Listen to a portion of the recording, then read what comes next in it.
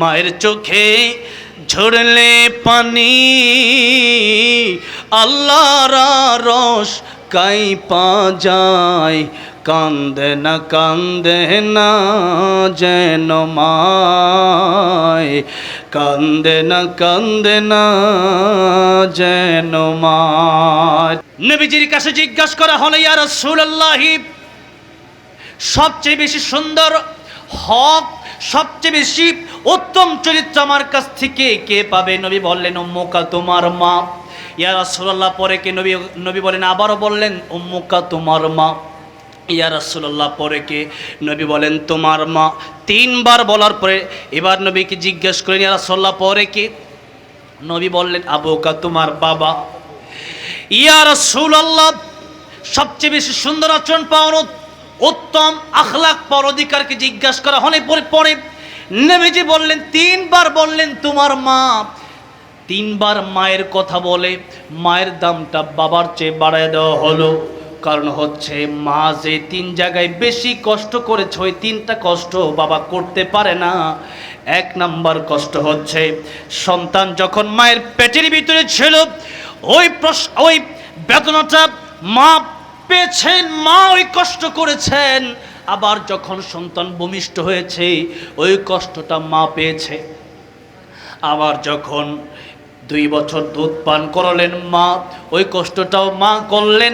সে জায়গায় সেই জন্য তিনবার মায়ের কথা বলেন, একবার বাবার কথা বললেন। প্রিয় ভাইয়েরা, আমার বাবাজিরা, যেই কথা বোঝাতে চাই, কবরের আযাব যে কত কঠিন, কত ভয়ঙ্কর, এটা পৃথিবীর মানুষ না দেখলে বুঝবে না। আমার ভাইয়েরা, আমার বাবাজিরা, এবার আপনাদেরকে জিজ্ঞাসা করতে চাই, এই মুহূর্তে আমাদের মরণ আসতে পারে কি পারে না? যদি এই মুহূর্তে মরণ আসে, আগামীকাল এই মুহূর্তে আমার লাশটাকে রেখে দেওয়া হবে? আগামীকাল রেখে দেওয়া হবে না, বরং আজকে রাতেই যদি সমাধান হয়, আজকে রাতেই কবর দিয়ে দিবে। ঠিক না ঠিক বলেন? আর যদি সম্ভব না হয়, তাহলে ফজরের পরে দাফন করে ফেলবে। তাও যদি সম্ভব না হয়, 9টা, 10টা, 11টা, 12টা জোহরের পরে দাফন করে দিবে। এই তো আমার জীবন। আমি আপনি মনে করি আখিরাত বহু দূরে, কিন্তু আখিরাত বহু দূরে না। এখন মরবেন, এখন আপনার নবী বলেন, মান মাতা ফাকাদ কামাত কিয়ামাতুহু। এখন মরবেন, এখনই কিয়ামত শুরু হয়ে যাবে। সুতরাং মৃত্যু যে কোনো সময় আসতে পারে। আর ইমানদারের মৃত্যুর সাথে সাথে আমার আল্লাহ রাব্বুল আলামিনের সালাম থেকে শুরু করে জান্নাতে যাওয়া পর্যন্ত আমার আল্লাহ রাব্বুল আলামিনের সাথে তার সুসম্পর্ক তৈরি হয়। সুসম্পর্ক যখন হয় আমার আল্লাহর সাথে, তখন তার সাক্ষাৎ হয়ে যায়। সেই কথাই বলছিলাম, আল্লাহর সাথে মুমিন বান্দার মৃত্যুর পরে সাক্ষাৎ হবে। সে কথাই ওয়াজের শুরুতে বলেছিলাম।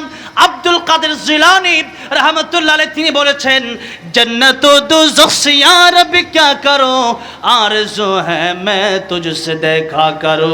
আয় আল্লাহ, জান্নাত জাহান্নাম দিয়ে আমি কি করব? আয় আল্লাহ, আমার বড় আশা, আমি তোমার সাথে সাক্ষাৎ করব। আর এই সাক্ষাৎ, বান্দার সাক্ষাৎ আল্লাহর সাথে দুনিয়াতে হতে পারে না, বরং মানুষের আল্লাহর সাথে মানুষের সাক্ষাৎ হওয়ার জন্য একটা পর্দা আছে। ওই পর্দার নাম হলো মরণ। ওই পর্দার নাম কি জোরে বলেন? মরণ না হলে আল্লাহর সাথে দেখা করার কোনো সিস্টেম নাই। মরণ হলে পরে আল্লাহর সাথে দেখা করা সম্ভব। সেই জন্য ইমানদার যাত্রা 24 ঘন্টা মৃত্যুর প্রস্তুতি নিয়ে থাকে। আমার ভাইরা, আমার বাবাজিরা, আল্লাহর সাথে যখন মুমিন বান্দাদের সাথে জান্নাতে দেখা হয়ে যাবে, আমার আল্লাহ রাব্বুল আলামিন সূরা রহমান এই জান্নাতি বান্দাদেরকে জান্নাতের ভিতরে এরকম একটা কোরআনের মজলিস তৈরি করে, এরকম একটা জান্নাতি বাগান সাজিয়ে, এরপরে আমার আল্লাহ রাব্বুল আলামিন সেখানেও প্রধান অতিথি, বিশেষ অতিথি রাখবেন। বিশেষ অতিথি যিনি থাকবেন তিনি দাউদ আলাইহিস সালাম।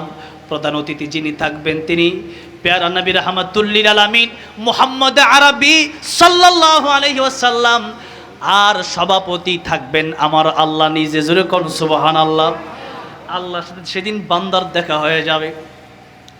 আল্লাহ রাব্বুল আলামিন সূরা রহমান তেলাওয়াত করে বান্দাকে শোনাবে। এই হলো সূরা রহমান। সূরা রহমান কাম, যেই সূরা রহমান আল্লাহ রাব্বুল আলামিন পড়বেন আনার রহমান, সেই সূরা রহমান থেকে এবার কথা বলা শুরু করব। এবার কি বলা শুরু করব বলেন? এবার আলোচনা শুরু হবে। এবার কি শুরু হবে? কষ্ট হইতেছে আপনাদের না? আপনারা মনে করছেন কি আলোচনা শেষ হয়ে গেছে? হুজুর মাত্র আইছে, এখন আলোচনা কি হবে, শুরু হবে।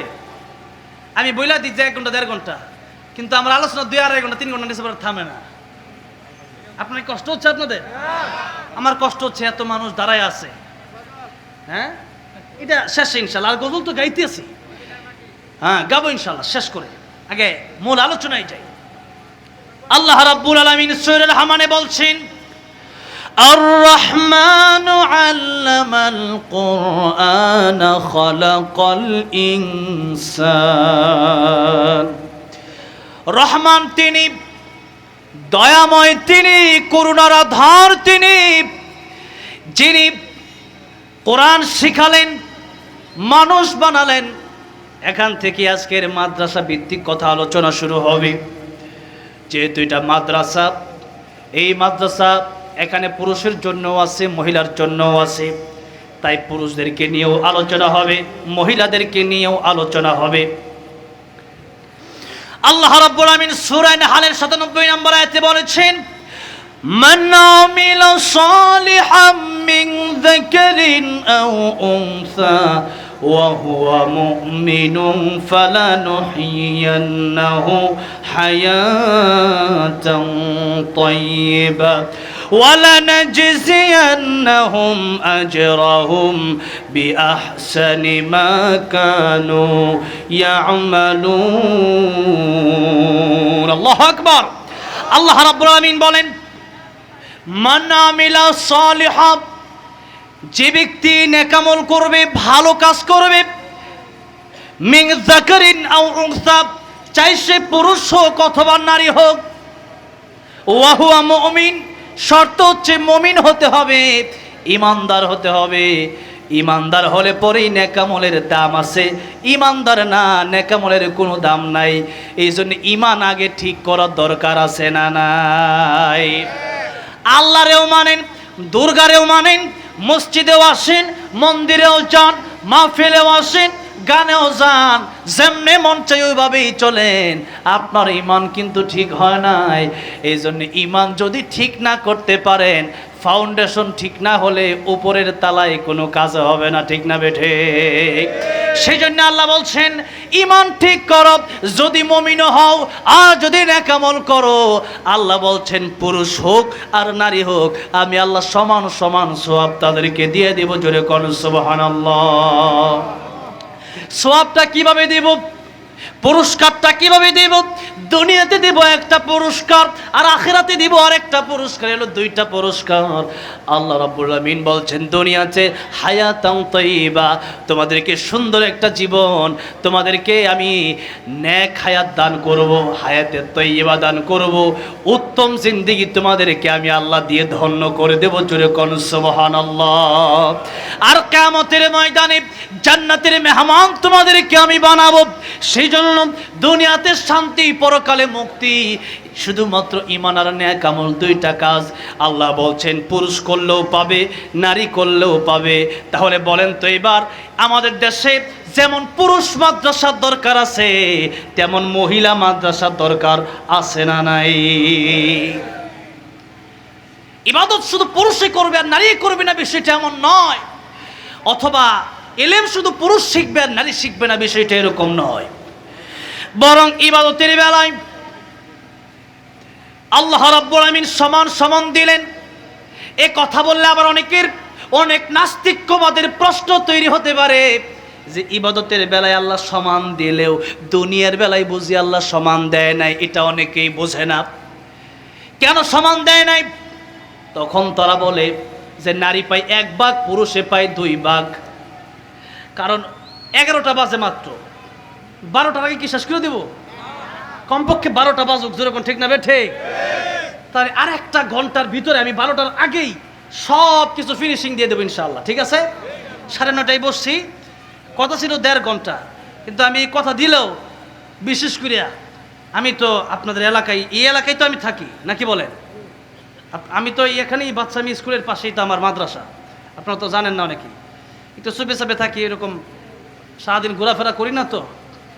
তা আমি আপনাদের এলাকার মানুষ, আমার প্রোগ্রাম থাকে সেই খাগড়াছড়ি, নীলফামারী, কুষ্টিয়া, সেখান থেকে রওনা দিয়ে আসতে আসতে পরের দিন সকাল। তাইলে এখান থেকে আমি মাদ্রাসা, আমার বাসায় যাবো, বাসায় গেলে আমার লাগবে মাত্র 20 মিনিট। কয় মিনিট? 20 মিনিট। তাই কি এখানে তাড়াহুড়া করার কোনো দরকার আছে আমার? নাই। সেই জন্য আজকে একটু মন খুলে আলোচনা করতে চাই। আজকে যদি আপনি ফাঁকি দিয়া, অনেকের মা আছে, অনেকের বাবা আছে, কবরে চলে গেছে, ঠিক না ভাই? ঠিক বলেন। আপনি আসছেন মাহফিলে, আজ থেকে 10 বছর পরে এখানে আবার মাহফিল হতে পারে, আপনার সন্তান আসবে, আপনি হয়তো থাকবেন না।